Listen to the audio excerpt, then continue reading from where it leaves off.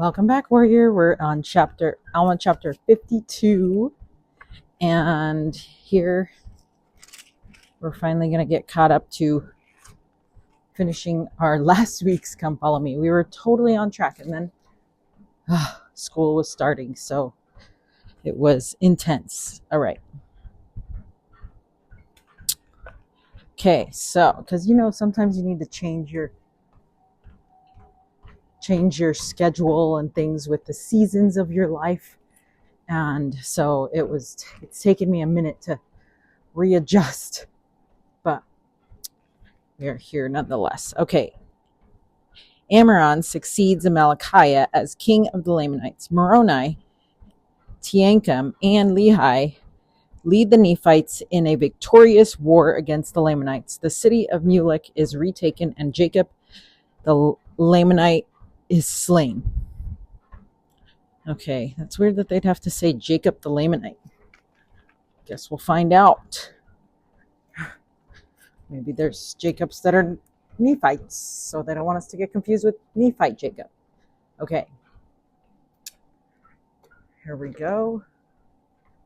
Says, and now it came to pass in the 26th year of the reign of the judges over the people of Nephi, behold, when the Lamanites awoke on the first morning of the first month, behold, they found Amalickiah was dead in his own tent. And they also saw that Teancum was ready to give them battle on that day. And now when the Lamanites saw this, they were affrighted, and they abandoned their design in marching into the land northward, and retreated with all their army into the city of Mulek, and sought protection in their fortifications. You mean in Moroni's fortifications? Still makes me mad that they stole those. And it came to pass that the brother of Amalickiah was appointed king over the people, and his name was Amram. Thus King Amram, the brother of King Amalickiah, was appointed to reign in his stead. Also, why would the brother of Amalickiah take over? I thought, didn't Amalickiah basically steal his way into the kingdom? He wasn't of noble birthright or anything. Ugh. So of course, I'm sure Amalickiah's brother is mad because his brother died. So Amram now is taking over. So it came to pass that he did command this, that his people should maintain those cities which they had taken by the shedding of blood, for they had not taken any cities save they had lost much blood. So they were trying to make sure they kept those cities. So when the Lamanites had gone to bed the night before, remember, they were feeling defeated. Then they woke up to a dead king and Teancum's army was ready to give them battle. That would have been very terrifying. So they retreated to nearby Mulek, a city they already had conquered. There they were going to be protected by the fortifications that the Nephites had built, right? Jerks. Okay. And let's see. And it came to pass that, verse 5. And now Teancum saw that the Lamanites were determined to maintain those cities which they had taken, and those parts of the land which they had obtained possession of, and also seeing the enormity of their number, Teancum thought it was not expedient that he should attempt to attack them in their forts. But he kept his men round about, as if making preparations for war, yea, and truly he was preparing to defend himself against them by casting up walls round about and preparing places of resort. And it came to pass that he kept thus preparing for war until Moroni had sent a large number of men to strengthen his army. And Moroni also sent orders unto him that he should retain all the prisoners who fell into his hands, for as the Lamanites had taken many prisoners, that he should retain all the prisoners of the Lamanites as a ransom for those whom the Lamanites had taken. So that's wise. And he also sent orders unto him that he should fortify the land bountiful and secure the narrow pass, which led into the land northward, lest the Lamanites should obtain that point and should have power to harass them on every side. Okay, so Moroni is directing through orders.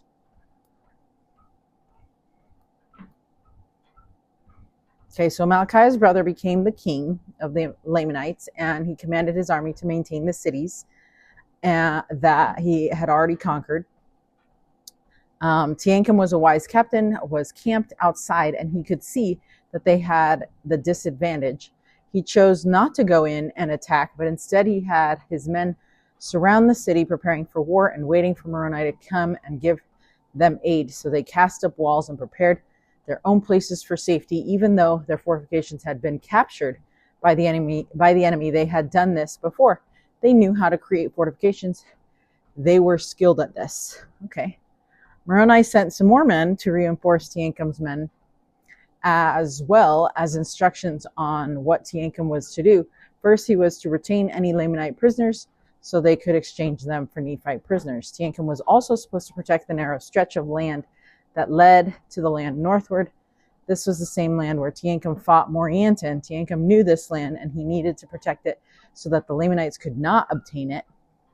If they did, then the Nephites would have Lamanites to their north and their south. And so Moroni assigned faithful Teancum to the task of protecting this very important pass. I love it. Another assignment Moroni gave Teancum was to protect that part of the land, as Teancum had already been doing, and also perhaps, or as much as was in his power, to try to take back the cities the Lamanites had taken possession of. Moroni did not command Teancum to take them back, but left the judgment up to Teancum to determine whether this was possible. He trusted Teancum to make the right judgment calls. And then the last assignment Teancum received from Moroni was to fortify and strengthen the cities round about. So that had not yet been conquered, so that, they wouldn't be conquered, right? So you can see how much trust Moroni had in Teancum, and also how much effort, strategy, and thought must go into a war, and what dangerous circumstances they were in. But also, just all that manual labor feels really tiresome to me right now. Don't you think? Oh man, it's that time of the month yet again. I swear, I think it's like every other week. And it is so sleepy. It's taking all of me right now to not just fall asleep while walking.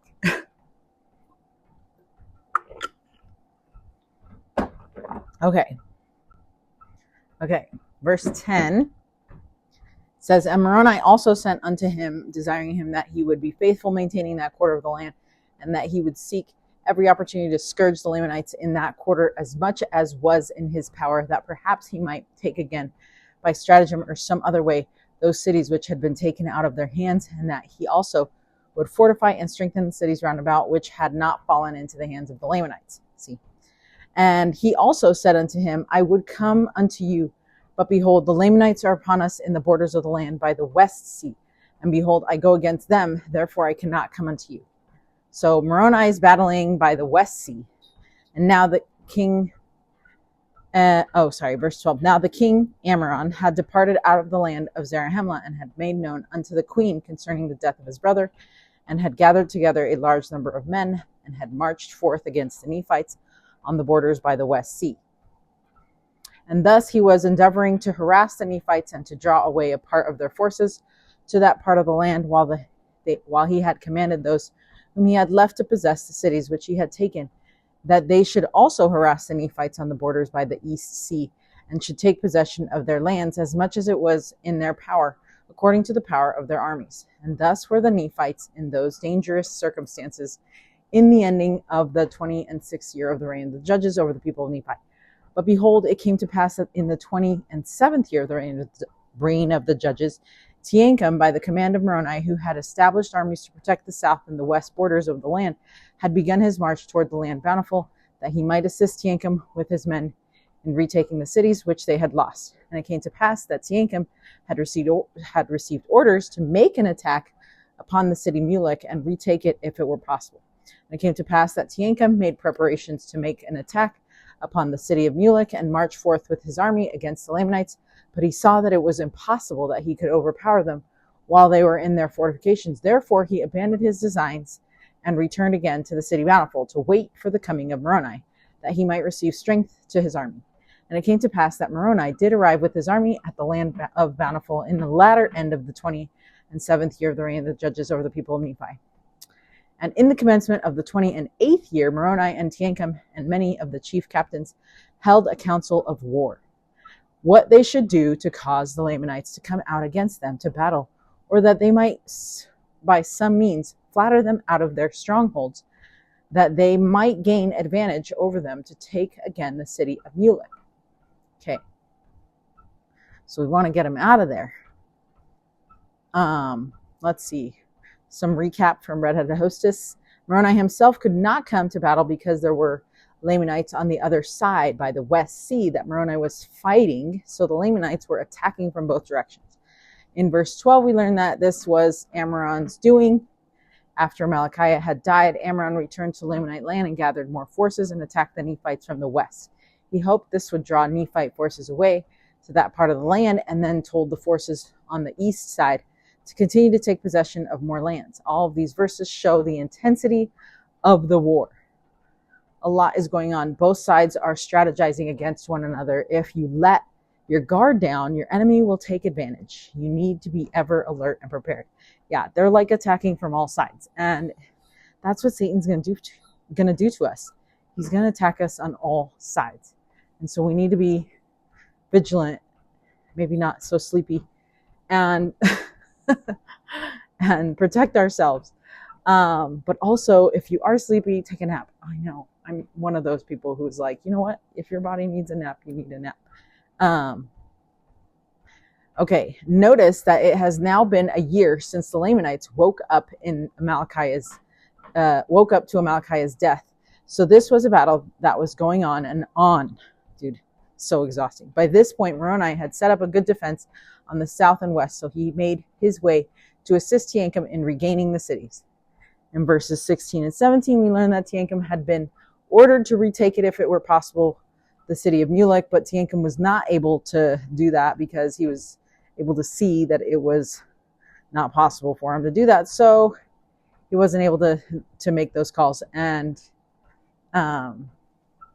because what's their buckets made their fortifications too strong. The Nephites just made them too strong. So he returned and waited for Moroni. So now Moroni is coming. Moroni arrives at the end of the year. So now we are 2 years from the day Malachiah was killed. All this time, the Lamanites were successfully retaining the cities that they had captured. Imagine how many stories are not being told here. Oh man, I can't even imagine all the stories that are not being told. Consider the immense impact this war would be having on Nephite civilization.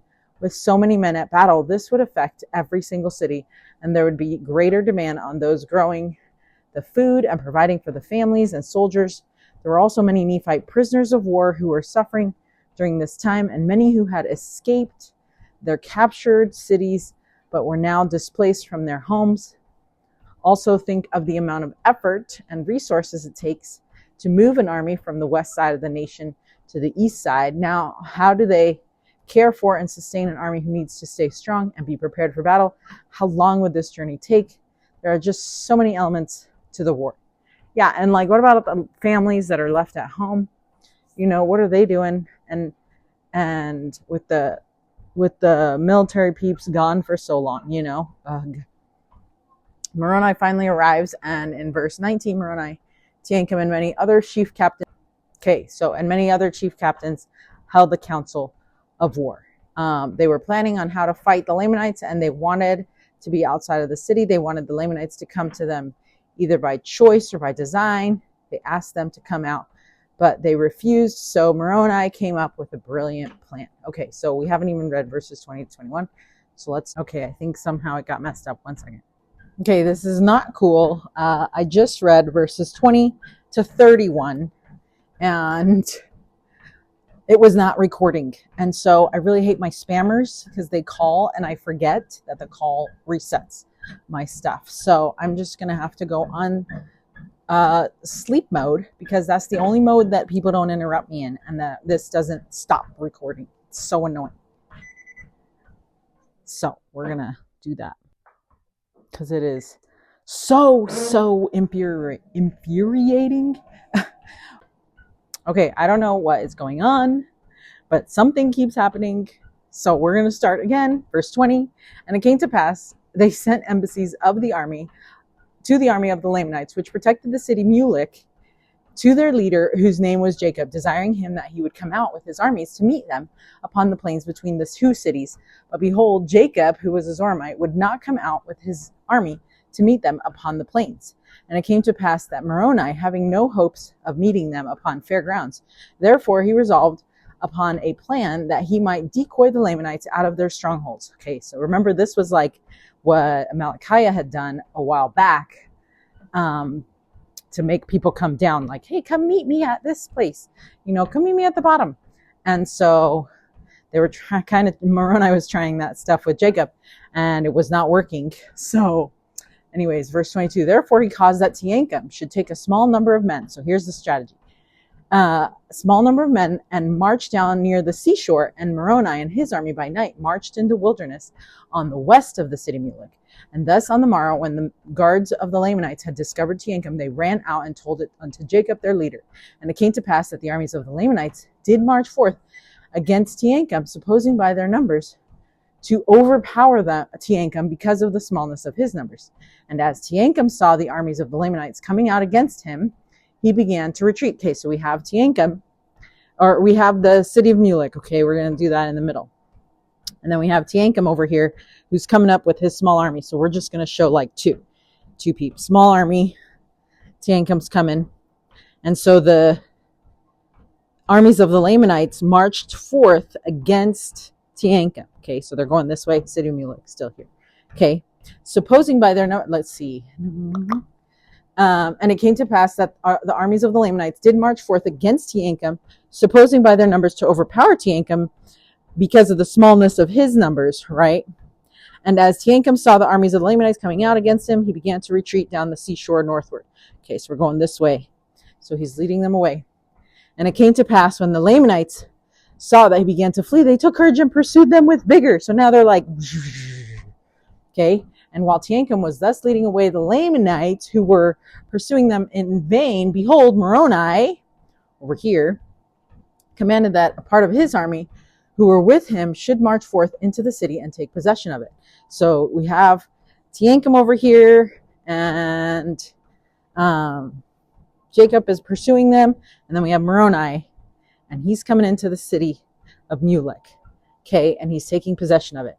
And thus they did, and slew all those who had been left to protect the city, yea, all those who would not yield up their weapons of war.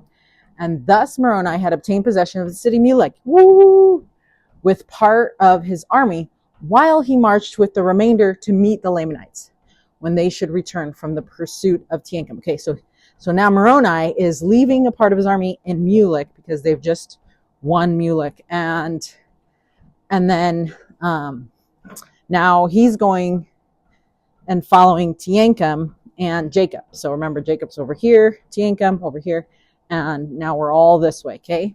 And it came to pass that the Lamanites did pursue Teancum until they came near the city Bountiful, and then they were not even going to lie right now. I am, again, spammers. I'm telling you. Okay, so now I'm going on airplane mode.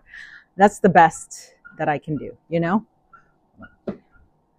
because honestly, it's not working. It's not working, and I keep getting cut off. I've read this same area now twice, and it's cutting off. Okay, so anyway, Moroni has, this must be a really important part, which is why I'm going to continue to do the reading. Okay, so thus Moroni had obtained the city Mulek, we're excited about this, with a part of his army, while he marched with the remainder to meet the Lamanites when they should return from the pursuit of Teancum. So remember, Teancum's over here, and then the Lamanites are over here chasing Teancum, and now Moroni, who was at Mulek, now is leaving a part of the army there, but is also taking part of the army to follow Teancum And so now you can see that the Lamanites are going to be now sandwiched between those two.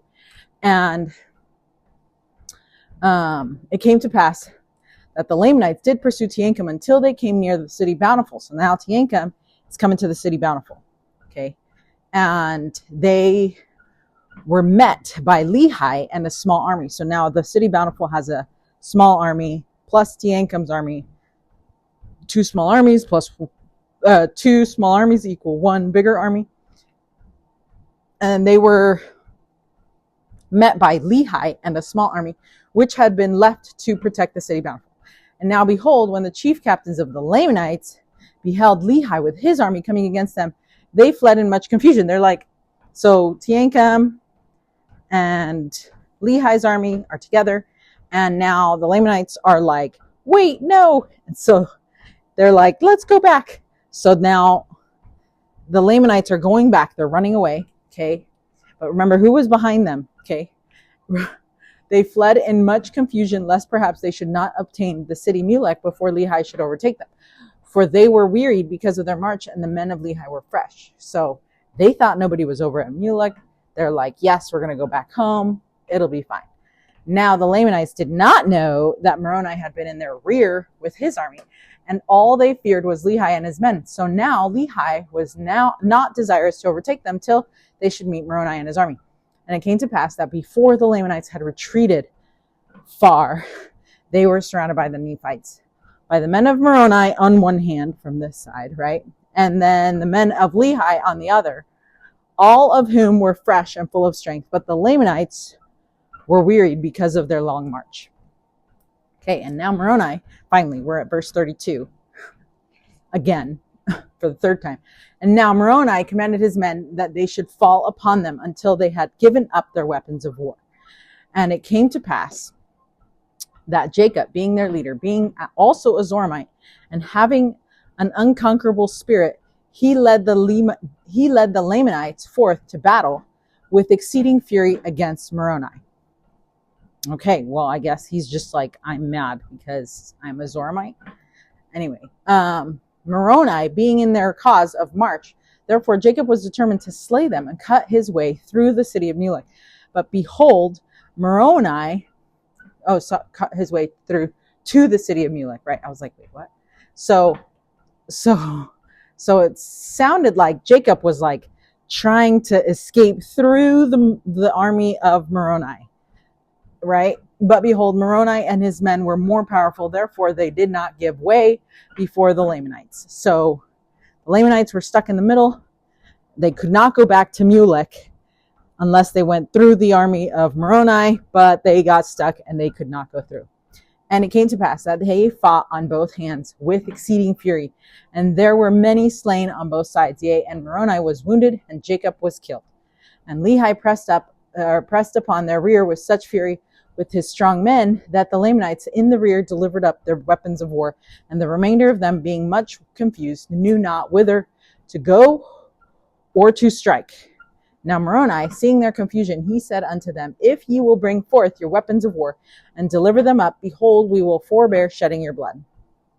I love that they was like making, these kinds of covenants.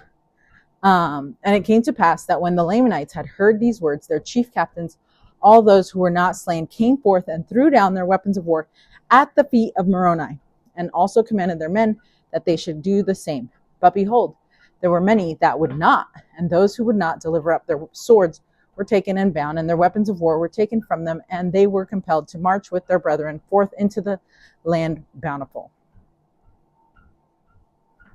And now the number of the prisoners who were taken exceeded more than the number of those who had been slain, yea, more than those who had been slain on both sides. Wow, so they have like lots of prisoners. Okay, so now we finally have a quote. We love that.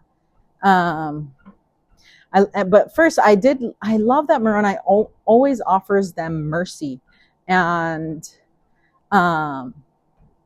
if they delivered their weapons and, make covenants, then they would be spared and be allowed to live, kind of thing, And so the surviving Lamanite captains came forth and threw down their weapons of war at the feet of Moroni and commanded their soldiers to do the same.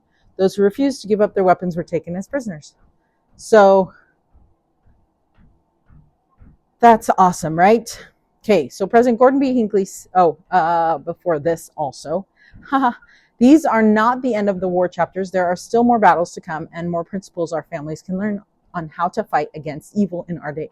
These chapters can show our families that the battle between good and evil is not a small or easy one. Satan will try every method to destroy us, and these chapters reveal many of his methods. Yeah,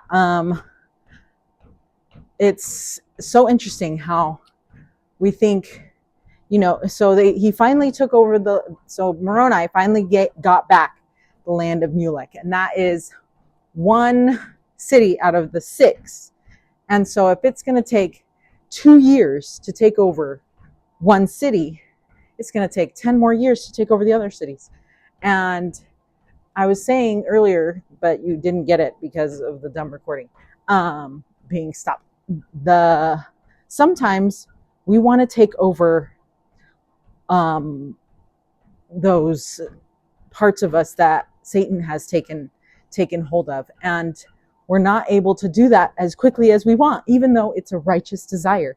And it requires a lot of strategy and work and perseverance and consistency, and basically just all the hard work that Moroni did, right, with the Nephites. And so it just kind of goes to show, like, just be patient with yourself if you're trying to retake something back.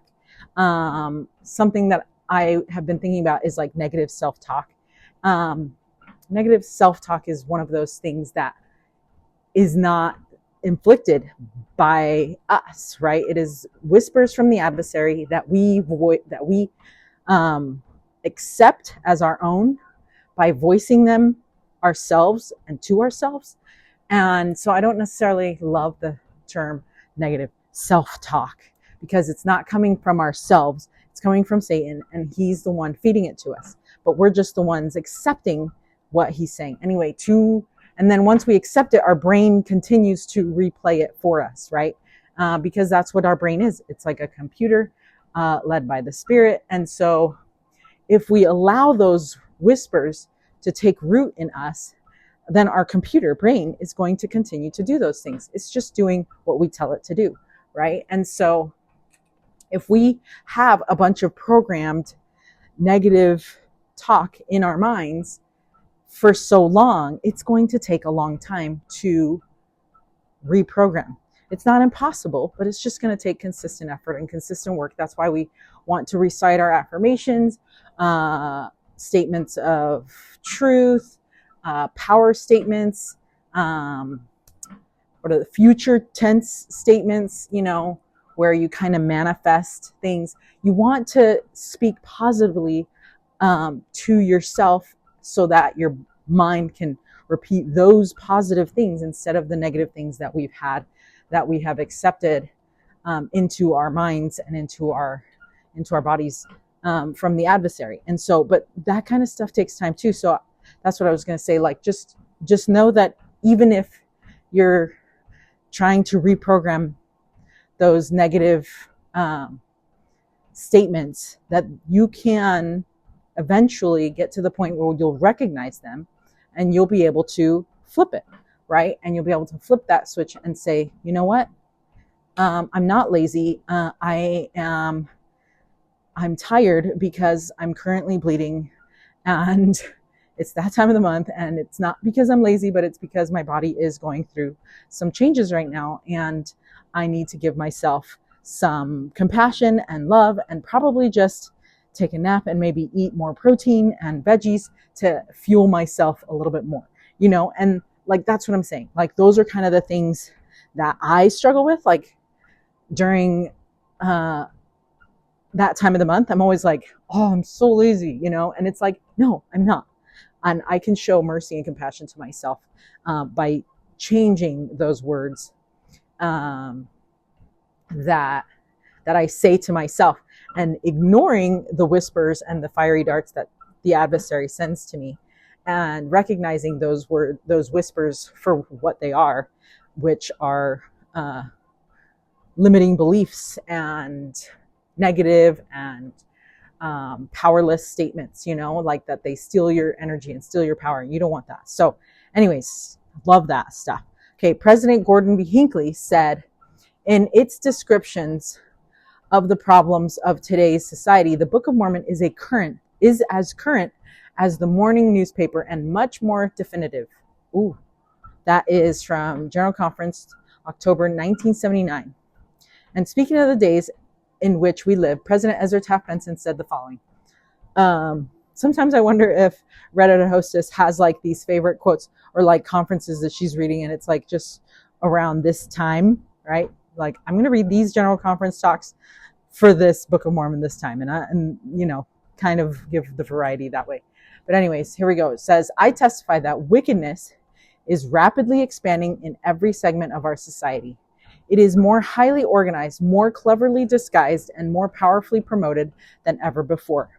Okay, this is President Ezra Taft Benson, October 1988. Okay, I'm still reading here. I just needed to remind you because I'm like, wait, when was this? Okay, quote, I testify that the church and kingdom of God is increasing in strength. Its numbers are growing, as is the faithfulness of its faithful members. It has never been better organized or equipped to perform its divine mission. I testify that as the forces of evil increase under Lucifer's leadership, and as the forces of good increase under the leadership of Jesus Christ, there will be growing battles between the two until the final confrontation. As the issues become clearer and more obvious, all mankind will eventually be required to align themselves either for the kingdom of God or for the kingdom of the devil. As these conflicts rage, either secretly or openly, the righteous will be tested. God's wrath will soon shake the nations of the earth and will be poured out on the wicked without measure. But God will provide strength for the righteous and the means of escape, and eventually and finally, truth will triumph. I testify that it is time for every man and woman to set in order his or her own house, both temporally and spiritually, end quote. And I had to add woman, of course. That is a powerful quote right there. That's wild. I love when prophets can help to strengthen us and help identify the attacks of the adversary. And I love the quote that from President Nelson that the Book of Mormon both illuminates the teachings of the master and exposes the tactics of the adversary, because it is so true. Like, just pair those up. You have your Book of Mormon and you have apostles of the Lord, or you have the prophets, right? And both of those will help us understand those tactics that Satan is throwing at us and be able to fight those battles, and win those battles. So, okay, that is the end of Alma chapter 52. And some questions really quick is, what impressions have you received as you have studied these chapters? And what can you do to act upon the impressions you have received? I love something Elder Bednar says is, what have you heard during this time that the Spirit is trying to tell you that I did not say? And I'm like, oh, I love that, because it really makes you think about what are those things that what are those impressions, what are those thoughts or ideas that I was getting while I was reading, but weren't any of the words that were read or any of the words that were said. And which is funny, because whenever I'm listening to general authorities speak, I'm always like taking notes. So I'm like, it is kind of also funny that I can't quote them verbatim all the time because they talk too fast and I write, at my pace. And so it's like, I can't keep up. And so it's usually things like that where I need to write down the things that the Spirit is telling me, but that they're not saying, because those are those messages that the Lord is trying to communicate to me for what I need right then. And I'm just in the place where I'm able to receive that revelation. Like, we are here reading scriptures. We're in a place to receive that revelation. And most likely it is not the revelation from what I've said verbatim, but what the Spirit is trying to communicate to you. All right. Until Alma chapter 53, Stay strong, warrior.